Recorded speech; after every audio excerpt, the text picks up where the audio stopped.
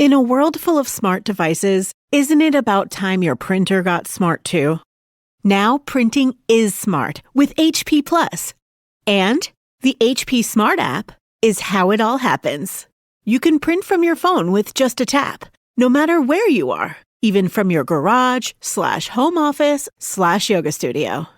Huh, that is smart. HP Plus. Learn more about smart printing at hp.com/smart. The Art of Shaving and Gillette Labs are proud to partner with iHeartRadio in supporting Can't Cancel Pride and the LGBTQ plus community. They're also proud to support Broadway Cares, a nonprofit that celebrates and supports the craft of performing artists on Broadway and beyond. The Art of Shaving crafts quality products for everyone's grooming needs, inclusive of every gender and identity. Learn more at can'tcancelpride.com. Ridiculous History is a production of iHeartRadio.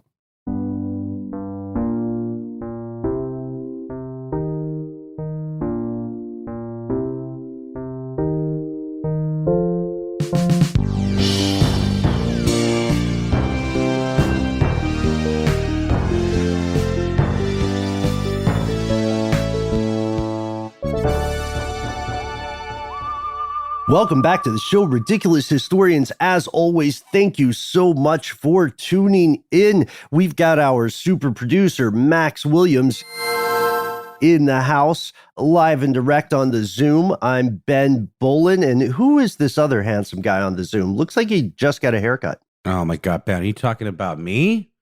Are you talking about me? Yes, you are. I'm the only other person here. I did get a haircut. I don't know why I was so overexcited about that. I think I was maybe doing a bit. It didn't really land, but I did get a haircut, Ben. You got a haircut too. We joked that we got haircuts side by side while holding hands. Holding hands, but that didn't really happen. But I leave it to the imagination of the listening public. Yes, please picture our fresh haircuts the entire time you are listening to this week's two-part episode. Max, Noel, and I are tackling something that is going to doubtlessly be familiar to a lot of folks listening to the show today. For anybody in the audience who has ever been a part of a pregnancy or has been expecting a child, you know that it can bring some it can bring some big changes into your life. And one of the funniest changes that pregnancy can bring is a change in cravings, right? This is an ancient idea. Like Max, Noel, you probably have some stories in your family about odd cravings. Maybe your mother's had some like very specific cravings while you were on the way to Earth. Like, do you guys have any anecdotes about, your mom all of a sudden saying, I can only eat pickled flavored ice cream? Do they make pickle flavored ice cream? Because that sounds like an absolute culinary travesty. I guess if they did, it would probably be for this reason. But I know that ice cream flavors are getting all kinds of weird these days. I don't know. I don't really talk to my mom about that kind of stuff. We have sort of a weird relationship. Max, I defer to you. You seem to have a very friendly and open relationship with your family. Did your mom tell you about weird cravings she had when you or your brother were in the womb? So she definitely has told me. I cannot off the top of my head remember, but my mom had, so my brother's only 18 months older than me, so it's like rapid succession. So she's wow. Yeah, I was pretty much pregnant. I had like a few days off from being pregnant. Then I was pregnant again. So it was like a 3-year period. I was pretty much pregnant. And then I decided, I'm just going to have 2 kids. I thought about having 4 or 5 or 6. Nah, after you, Max, especially I was the larger of the 2. Mm-hmm. Still to this day, the larger of the 2. And she's like, after you, Max, you were enough of a pain that I decided 2 kids is good. 2 kids is good. And you've continued being a pain to this day. No, I'm kidding. He's our pain. He's exactly. No, I don't know. It's like I'm a dad, and I went through a lot of this stuff with my daughter's mom, who I've mentioned before. We're not married, but we're very, very close. And it was such a kind of traumatic, intense time that I almost think I've like blocked a lot of it out of my memory. Not because it was like bad, it was just very intense, and there was a lot going on, and also the first like year or so of like all the late night feedings and all that stuff. But I definitely remember she was into like spicy food. She's always been into spicy food, but I would cook her a lot of like Thai food, and we would order a lot of like really spicy Indian food. I think that's a pretty common one for sure. Yeah. This is fascinating because, we are lucky enough to have some expecting parents in the audience today. And while some of our fellow ridiculous historians are listening to this week's series, you may be experiencing cravings of your own. You may be waking up at 3 a.m. saying, I need French fries and gummy bears, stat. And sending your partner out to pick those up for you. There's a lot of cultural commentary that comes into the idea of pregnancy cravings. And if you go online today, if you go to forums like What to Expect, all one word, then you will find no shortage of very specific pregnancy cravings, all food related. And you'll find a lot of speculation about this too, from biologists to psychologists, right? Yeah, you sure will. And it's not like a new thing. It really has been around as long as we've been documenting on a bit more high level. I don't know that we have like Cro-Magnon cravings or anything like that, but as far back as like the 16th century, we as a culture have been very much aware of this idea of these very specific cravings and urges that hit women when they're, with child, right? And that forum you mentioned too, in 2014, it kind of did a roundup of some of the more popular weird ones. And they were things like sour gummy worms, French fries, fried chicken, watermelon, Mexican food, and water and salad. Ben, what is that? Is that like a dish, or is it literally just like glasses of water and like plates of greens? I believe it is a salad and a glass of water, but let me hop on this hobby horse real quick. Salad just means a mixture. Salad, sure. I think here in the U.S., a lot of people imagine, like a nice Caesar salad with some grated Parmesan, maybe a couple of fancy croutons when they think of salad. But in other parts of the world, there are things like milk salad. I'm not making that up. Folks, Google milk salad. It's a real thing. It's weird. I'll give that one a pass. But the thing is, Ben, to your point, there is somewhat of a rhyme and reason to it. The idea of, pregnancy being divided into trimesters, right? The 3 trimesters, and each one kind of having an escalating sort of vibe of these cravings. I believe typically the first one is much more savory type stuff. The second one is sweet, and the third one is salty. Again, mileage may vary. People are different, but that is somewhat of the conventional knowledge behind it in terms of the modern, study of this phenomenon. Yeah. So today we are going to dive into the storied history of pregnancy food cravings. And before we do, we have to point out that, Noel, I like the phrase you used, your mileage may vary. This is not a culturally universal experience. There are cultures where pregnancy food cravings as a concept don't really exist, or they're not really reported. And if you go from culture to culture, you will find that where these cravings do exist, they are often wildly different. For instance, in Japan, when expecting mothers are reporting a craving, they're usually craving rice other than, water and salad. That's right. And, I just want to double back ever so slightly. When I said that the kind of conventional scientific understanding is this, division of the 3 trimesters of the different kind of flavor profiles, that's really just an observation kind of like, typical cycle of these types of cravings. But the actual scientific explanation as to why, physiologically these happen, still somewhat up in the air. What we do know universally, and it makes sense for rice as well, is that women tend to crave calorically dense things that have that pack a lot of calories and carbohydrates, for example, into a small package.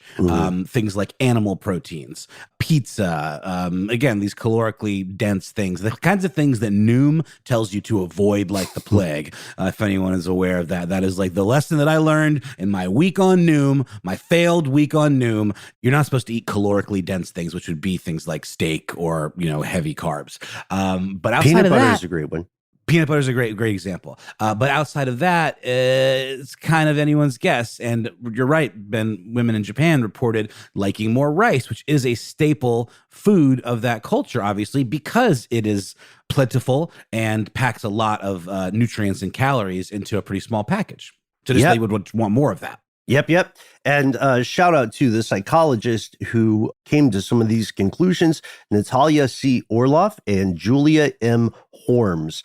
They wrote that researchers need to consider culture in looking at what women crave while pregnant.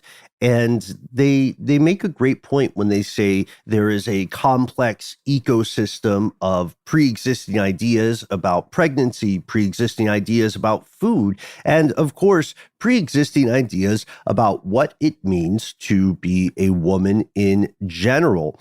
And it makes sense when you think about it that your body is in an extraordinary situation and your body is making additional demands. You know what I mean? Like, listen to your body when it tells you what it wants. One study of Tanzanian women in a rural environment found that they were reporting desires for, like you said, animal proteins, staples, grains, fruits, and vegetables. And the psychologist found that there was a social significance, a cultural significance to providing these foods for expecting mothers. Like if you're the husband or you're the husband's family or the male partner's family, then it's not only expected for you to provide those foods, but you get a bit of social cachet in doing so. So around the world and throughout history, it turns out that people have some unifying factors. We're not all that different, but this being a history show, we are going to dive into some history on pregnancy cravings. Tailor-made or one size fits all. With a hybrid, you don't have to choose. That's why insurers are going hybrid with IBM. With Watson on a hybrid cloud, they can use AI to help predict client needs and get the data they need to quickly design coverage for each one. Businesses that want personalization and speed are going with a smarter hybrid cloud using the technology and expertise of IBM. The world is going hybrid with IBM. Visit ibm.com/hybrid cloud. In a world full of smart devices, isn't it about time your printer got smart too? Now printing is smart with HP Plus. And the HP Smart app is how it all happens. You can print from your phone with just a tap, no matter where you are, even from your garage/home office/yoga studio. Huh, that is smart. HP Plus. Learn more about smart printing at hp.com/smart. Like you said, Noel, I think we can go back as far as the 1600s, right? Correct. Yeah. I mean, that's definitely when, there started to be more of an emphasis on measurement, more of an emphasis on the idea of kind of getting to the root of what makes us tick. And this was one of the goals of Nicholas Culpeper, who was a very popular medical writer at the time. Again, we know that a lot of these ideas are not going to pan out, over time. And some of us, they're going to sound absolutely ridiculous, but that is kind of one of the words in the name of the show. So I think we're good there. But this dude, Nicholas Culpeper, he kind of had a theory on what these cravings were. He described them as one of the chiefest signs of conception. So I guess he's using that as a marker of like, okay, you are in fact pregnant. Because, again, it was kind of they didn't have pregnancy tests back then. You really had to just kind of like hope for the best and then wait for the signs, right? And this would have been one of the early indicators, according to Culpeper. And he said what would then follow, according to another writer, or a historian, I believe, of this era, John Sadler, would be then the, quote, longing desire for, and I love this term, strange meats. Strange meats. Mm-hmm. Yeah, and I think again, there's some language differences in the usage of words like this, but back then, I think the term meats would have just been a word to describe food in general. Like if you hear people talk about sweetmeats, that literally just means like candy, you know. So meats would have been a kind of a generalized term for foodstuffs. Bring me an ortolan. I'm only eating ortolans. Exactly. Yes. Yeah, this is interesting. So the very first known pregnancy test, as we would understand it today, comes from ancient Egypt, where women would check to see whether they were pregnant by urinating on barley or wheat seeds. And if the seeds sprouted quickly, then they would say, this means I am pregnant. That sounds kind of crazy, right? That sounds relatively unscientific, but turns out that was a pretty good predictor of pregnancy. Really? Yeah, it was right about 70 to 85% of the time. But still, you know, what's that old saying? A mother knows, right? So, for sure. You know what your body's telling you, and if your body's like, "I need these strange meats," then you know that something has changed. And we also know that by the late 1600s, this was a very common conversation in Europe. Like people knew about pregnancy cravings. People joked about them. In 1682, there was this satirical piece. Think of it like an Onion headline, folks, when you hear the title, The 10 Pleasures of Marriage. And in The 10 Pleasures of Marriage, the author suggests that cravings are so common that, quote, all women, when they are with child, do fall commonly from one longing to another. And then the author here, he complains about, this is so like classic stand-up. He's complaining about his wife, right? And he's like, they're gonna, one day they'll crave oranges from China, then civil lemons, whatever those are. SIVIL. Seville, perhaps? LEMMON. Is it some kind of Italian lemon, like a limoncello or something like that? It's lowercase in our notes, so I'm not sure. I think it's spelled the same as Seville. No, it's not. No, I'm wrong. But anyway, let us know, listeners. But, we know that fruits have changed over time and various different strains that have become more prominent over time. Maybe the civil lemon was huge at the time. But speaking of things that were huge at the time, another one that is in this list is something known as the largest asparagus. Yes. I can only assume this is a very large asparagus that probably makes your pee smell really bad. It's not large enough. We need the largest one. Max, apparently not. Max, you're on this. Max, stop the recording. We need the largest asparagus. The largest asparagus. Yes. I got you. Yeah. Thanks, bud. This sounds decadent. I'm kind of into this. Strawberries with wine and sugar and cherries of all sorts. And I like the pause and ellipses. Plums. It's interesting because at the time that this was written, these fruits, along with wine and sugar, were extravagant. They were premium items. You know what I mean? The average person living in Europe at this time would have considered oranges pretty fancy. They were not on the crazy level of opulence that a pineapple was, which was a whole other deal. But they were, they would be considered a premium food. And this guy who's writing this piece is saying, yeah, he's complaining about the same thing like a stand-up comedian would complain about in the 1980s. He's like, now I've got to trot out way after dark because all of a sudden it's 3 a.m. and my gal wants strawberries with wine and sugar. And the largest asparagus. And the largest asparagus. Max, you came back. Do you have it? Still working on it. I got like the third and the fifth largest one, but I'm still working on getting the largest one. Okay, we need the biggest one though. This is a results-driven producer right here. I appreciate that about you, Max. But the thing is, I think what a lot of you out there are thinking right now is like, but what about like regular people? They got pregnant too. They couldn't have access to Seville lemons and China oranges and the largest asparagus and strawberries and wine.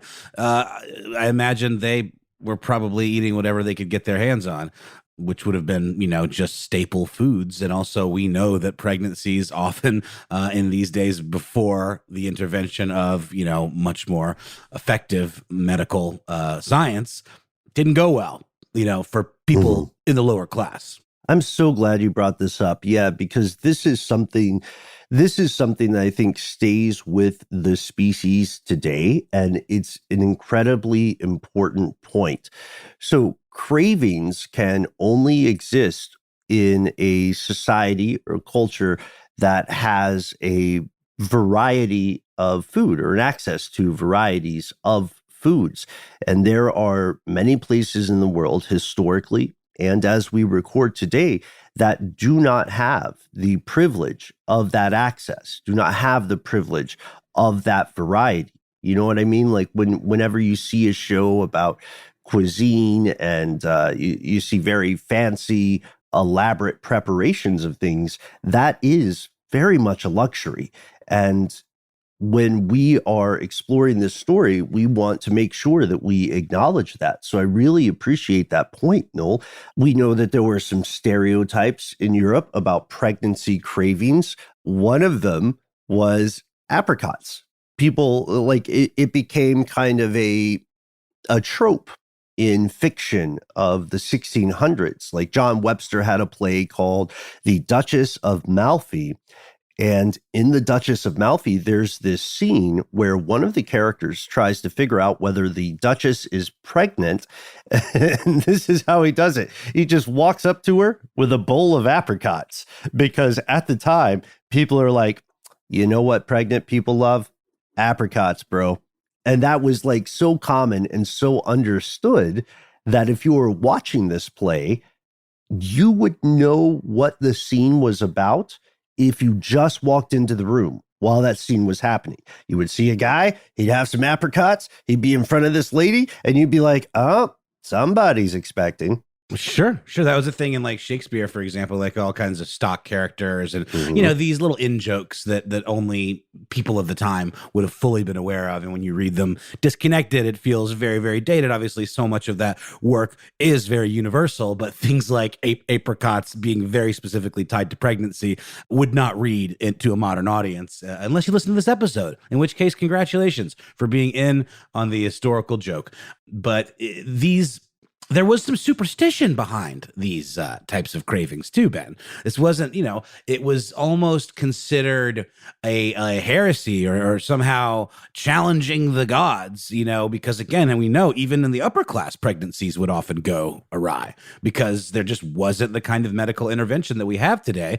And they did things pretty weirdly and incorrectly sometimes. Although we know, it is possible for a mother to just give birth on her own with no doctor. We see it, every now and then. It happens in like movies where someone is left to their own devices or gives birth in captivity or something like that. And they don't usually die, but there can be complications, significant complications. And oftentimes folks would blame things like that on superstitious or supernatural factors, right?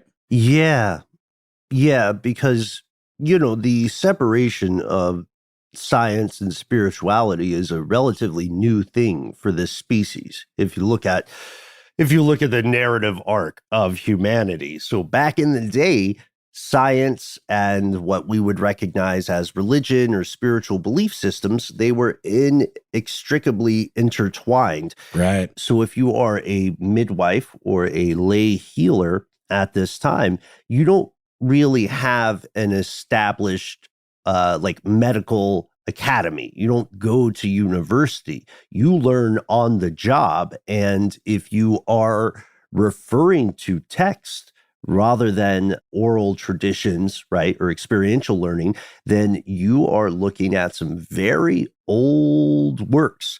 You're looking at Aristotle, right? And things of that nature. Sure. And then you're also treating superstitions the same way you would treat scientific research. So this, as you can imagine, leads to some weird conclusions. Like early writers of what we would consider the modern era spent tons of time and oceans of ink speculating on what pregnancy cravings could mean. And these incorporated superstition and science together.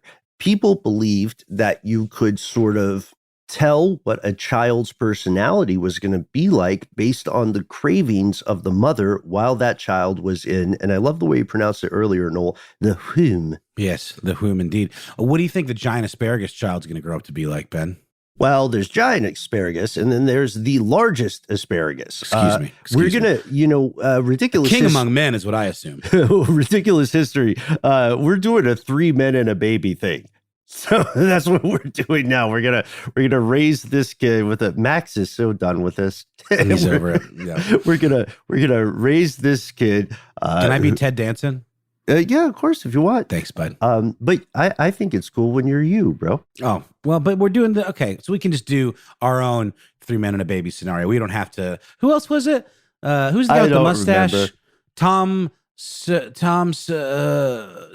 Tom Selleck. Isn't he in 3 Men and a Baby? Maybe. And then there was definitely a baby. There's the third man. Who's the third man? Sorry, this is an important tangent. Yeah. Ladies. No, let's pause. Let's just really quick. I got it right here. All right, it is Tom Selleck. Boom. Steve Guttenberg. Yes. And Ted Danson. Steve Guttenberg. Nobody remembers Steve Guttenberg. I remember. I will take the director credit because it was directed by Mr. Spock, Leonard Nimoy. No way. Goodness.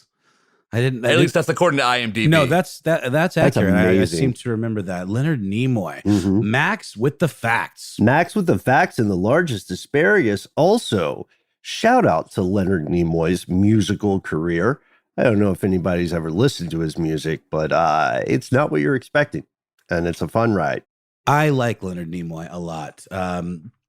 But it's true, Ben. We're talking about superstition. We're talking about things like humors and bodily fluids and, like having too much bile that has to be drained or whatever, and bloodletting and the like. So, I mean, this is very rudimentary stuff based on this idea of the balance of these bodily fluids. And if you have too much of one, then you have to balance it out with the other, or else you're going to, be colicky or something. But with pregnancy, you're right, Ben. A lot of emphasis was placed on things like the maternal imagination, which I love. This theory of the maternal imagination, which was the notion that experiences experienced by the mother could actually affect the baby, in utero. Yeah. And have experiences to be kind of transmitted from the mother to the fetus, and those could be carried with the child into adulthood. For good or for ill, an extreme version of this comes to us from Joseph Merrick, whom history remembers as the Elephant Man. Merrick famously explained his condition by saying his mother was startled by an elephant while she was carrying him. So people did believe that. This is interesting. We should spend just a little bit of time on this. People for a long time believed that the experiences, all the sensory input, and all the nutrition that went into an expecting mother affected the child that they would produce. And it turns out, oddly enough, as superstitious as this sounds, it turns out that humanity was not entirely wrong about this. In a world full of smart devices, shouldn't your printer be smart too? It is with HP Plus. These printers know when they're running low, so you always get the ink you need delivered right when you need it. Plus, you save up to 50% on ink, so you can print whatever you want, as much as you want, anytime you want. Huh, that is pretty smart. Get 6 months free of instant ink when you choose HP Plus. Conditions apply. Visit hp.com/smart for details. You've asked your dad questions all your life, like, Dad, can I borrow money? Dad, can I borrow the car? This Father's Day, why not ask him a question he actually wants to hear? Like, hey, Dad, want to go to Lowe's? Of course he'll say yes, because Lowe's has everything dads love. Like a Pit Boss Pro Series 1150 grill with wireless and Bluetooth compatibility and a massive 1,150 square inches of cooking area, available exclusively at Lowe's. Or the Blackstone Starter Kit, including a flat-top griddle, cover, and accessories for the ultimate outdoor cooking experience. Or give Dad the power he needs to keep the yard looking great with a Cobalt 40-volt 2-piece power combo kit, a rechargeable electric string trimmer and blower that lets you do more with less mess and no fumes. This Father's Day, say thanks by giving Dad what he really wants. Let Dad loose at Lowe's. Be on the lookout for great savings and exclusive finds in-store and at Lowe's.com. The study of epigenetics teaches us that what happens to a person, their life experiences, can influence the expressions of genes that their descendants will bear. Like it is true, but people understood this way before they had any concept of gene theory or epigenetics, but they knew something was up and they were trying to figure out what was going on. One of the old school beliefs that is hopefully enjoyable and not scary in the modern day is this. If you were in the Middle Ages, then you would have known, according to medieval lore and word on the street, that the foods an expecting mother eats will influence the appearance of her child, the way the kid looks. So, for instance, if you eat rabbit's heads while you're pregnant, then you're going to end up with a kid that has a split lip or a hair lip or a cleft palate. And if you eat fish heads, then you get, I love this phrase, then you're going to end up with a kid who has something called a trout pout. Have you guys heard of this? Yeah, it's like the historical version of duck lips, I think, right? I have no idea. It's like your I'm doing it right now. I guess your mouth is turned down like a fish. Like nobody can see this because we're an audio podcast. It's true. Like that. I could see that. Let's see. What does a Google image search get us for the trout pout? You know what? Oh boy. Is it a thing? It's kind of all over the place. Some of these images do appear to be plastic surgeries that have not gone particularly well. Okay. So that wouldn't have been in play. But yeah, it is pretty much kind of just a thick, full lip that is maybe not particularly malleable, let's say, sort of stuck in place, you know, kind of like blue steel. Remember that look that Zoolander would do? Yeah, you have to turn left for it. That's what I'm thinking. If I recall Zoolander, yeah. And then there's another thing, like the idea of eating soft cheese. Expectant mothers were sometimes told, hey, watch out for that soft cheese, because if you eat too much soft cheese, then your son will have small genitalia. Okay. Well, that, you know, would they have put stock in the size of genitalia back in those days, Ben? Would that have been an important feature, do you think? Well, it was, at least in Europe at the time, it was an important enough concern that people were associated with soft cheese and pregnancy. Seriously, though, while we are joking a little bit, most modern doctors will tell you that if you are expecting, you should err on the side of caution when it comes to soft and unpasteurized cheese, not because it'll affect your kid's Australia, but because there is a link between cheese and listeria. Right. And also things like raw milk, you know, that would be a big no-no. And what's the deal with raw milk, Ben? I mean, it's technically illegal in some places. Like, well, I mean, yeah, it's illegal because it hasn't been pasteurized, and the process of pasteurization will kill harmful bacteria. But people in the U.S. and abroad swear by raw milk. They think it's top notch. So we've talked about the idea of superstition being wrapped up in these cravings, the idea of using them to kind of read the tea leaves of what, you know, your boy's penis is going to look like, or what kind of personality your daughter's going to have, or whether there will be some kind of birth defect, right? These are all things that a lot of stock was put in by these, or they call them wise women, sort of the like next step up from the midwife. You had the midwife, and then you had these wise women who were not medically trained and were using a lot of kind of, you know, mysticism in this practice, correct? I would argue that, well, we know that wise women, as they were called, did a lot of things that we would associate with first aid, being a first responder in your community, also being a midwife or a doula. And I got to say, I would argue that if you are living in this time, your odds of success, if you're seeking medical treatment, are going to be better with a midwife than with the barber surgeons of the day. That's a fact. In case you haven't heard it before, folks, back in Europe, for a long time, people assumed that if you were qualified to cut hair, you were also qualified to pull teeth, to draw blood, and to cut off people's limbs. Right, which is, if I'm not mistaken, where that curly Q red and white barber pole comes from, the red being for bloodletting. They were the ones who would give you a little snip, snip and a little drip, drip, and then send you on your merry way. And, theoretically, you'd be all cured. But Ben, I love that point you make about midwives being much more suited to deal with pregnant women because they were women.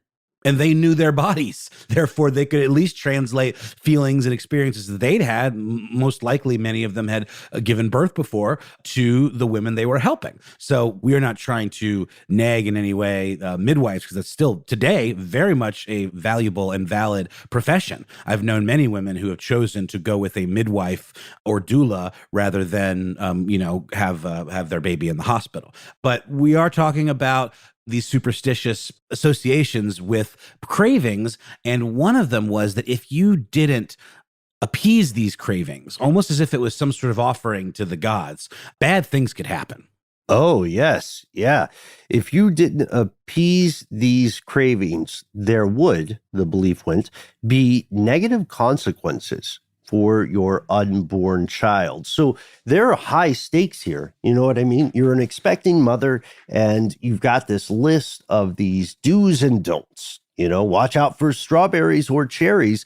They may give your kid birthmarks, but you can't not eat the stuff you want to eat, because if you don't listen to your body, your kid may come out with some sort of medical condition or malady. And you would hear contradicting information, which still happens today.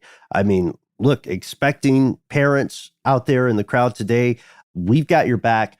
I know that the forums are full of contradictory information. It was the same thing in the 1600s. You'd have one person saying, look, if you eat strawberries or if you get them thrown on your face and you're an expectant mother, then your baby's going to have birthmarks. And then someone else would be like, no, wait. The thing is, if you don't eat the strawberries, then your kid's going to get birthmarks.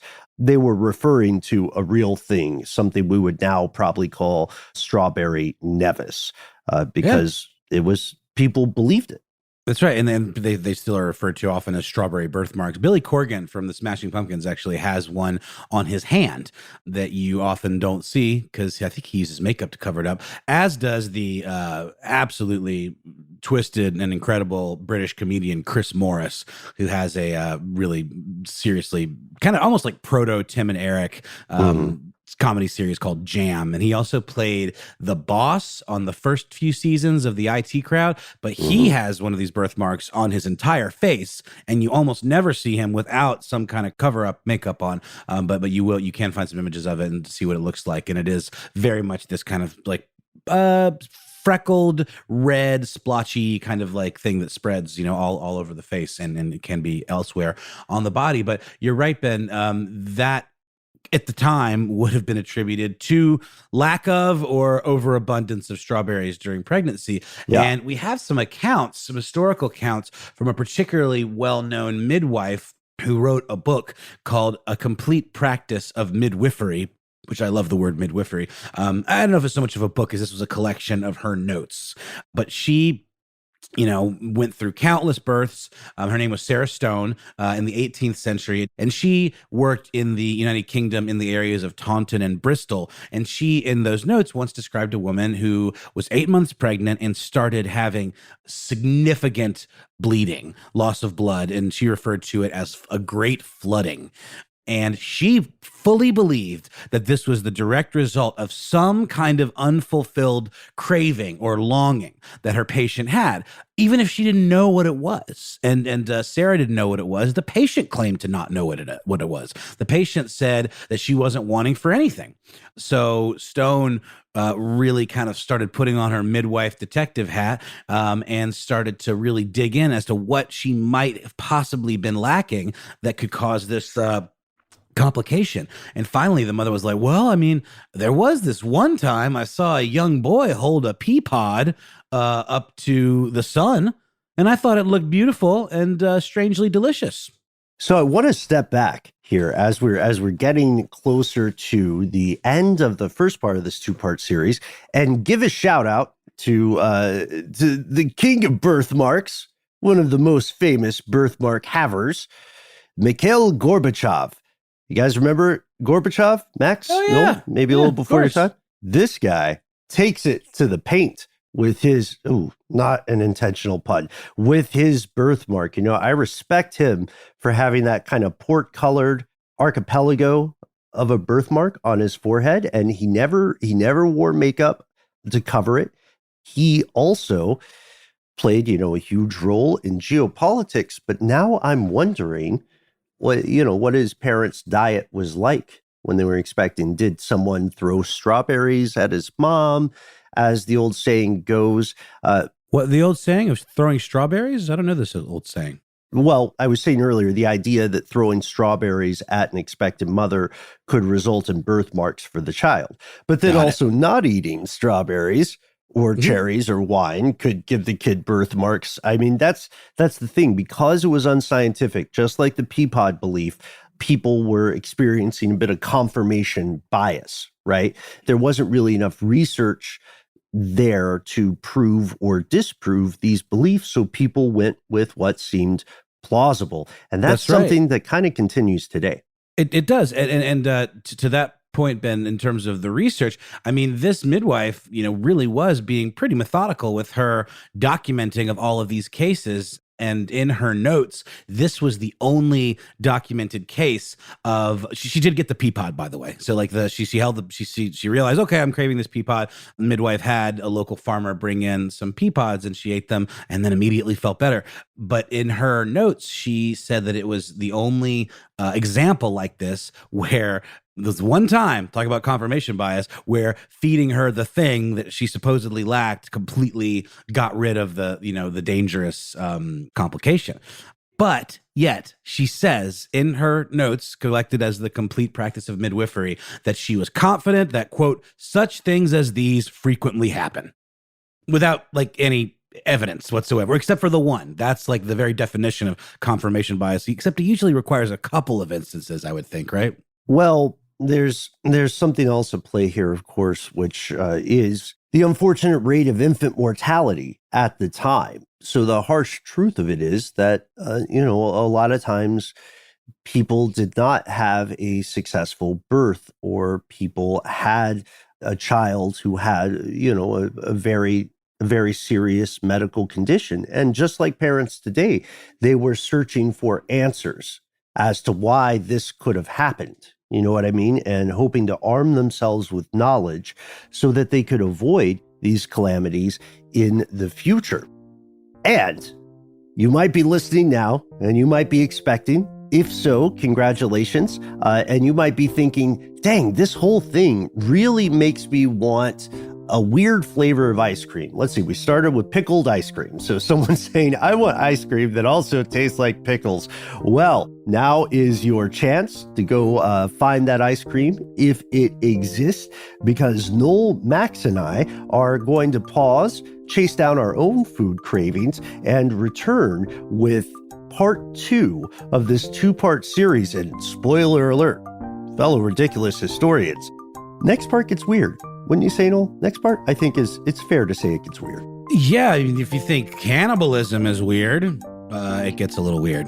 But until then, We hope you all stay weird. And huge thanks to super producer Max Williams, who the largest asparagus. The largest asparagus. What's the deal with that? We'll wait. We'll get an update in episode 2. But he's, one of the weirdest people we know in the best possible way. I always use that word as a compliment. Huge thanks to Max's bro, Alex Williams, who composed this theme. Big thanks to Jonathan Strickland, a.k.a. The Twister. Big thanks to our research associate, Gabe Luzier. Shout out to our super producer, Casey Pegram. And Noel, you know what? I would say shout out to all the expecting parents out there. It's a tough time, but it's an exciting time. And I'm wishing you the best, folks. Indeed. We'll see you next time, folks.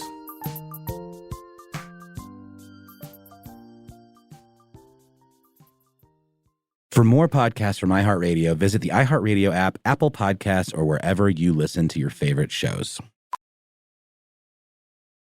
Introducing touch-free payments from PayPal, a safe way for your customers to pay. Simply download the PayPal app and display your own unique QR code for your customers to scan. Whether you're a market seller, I'll take 2 tomatoes and a cucumber, poodle pamperer, piano tuner, or plumber. Signing up to accept touch-free payments for your business is easy. Touch-free QR code payments. Shop safe with PayPal. If you ever listen and wonder, who recorded this? A lot of people have looked, and it's really still not clear. And why? There were over 700 unmarked cassettes and reels. Why bother recording something at all? I wasn't sure if anybody was listening. Or was this recorded? Ephemeral is back. Listen and subscribe to Ephemeral now on the iHeartRadio app, Apple Podcasts, or wherever you find your favorite shows. And learn more at ephemeral.show.